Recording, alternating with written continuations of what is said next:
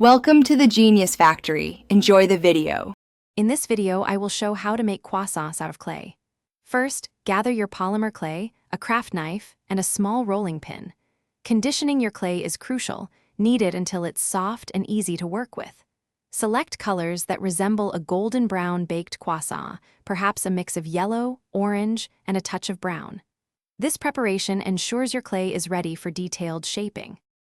Now let's form the basic croissant shape.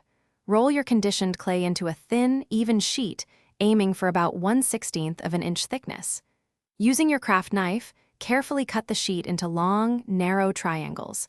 Then, take each triangle and gently roll it from its wide base towards the pointed tip.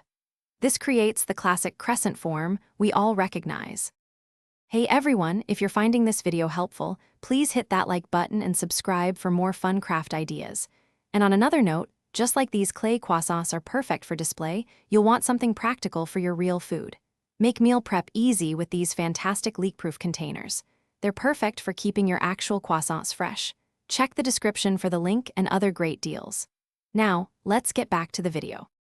To make your clay croissants look more realistic, it's time for texture and details.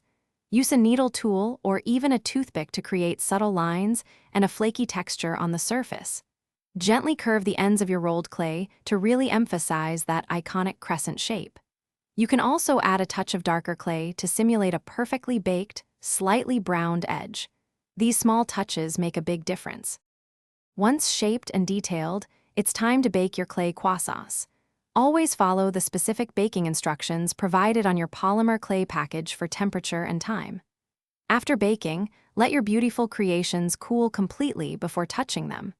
For an extra touch, you can apply a clear glaze to give them a lovely, realistic sheen, just like a freshly baked pastry. They'll look good enough to eat.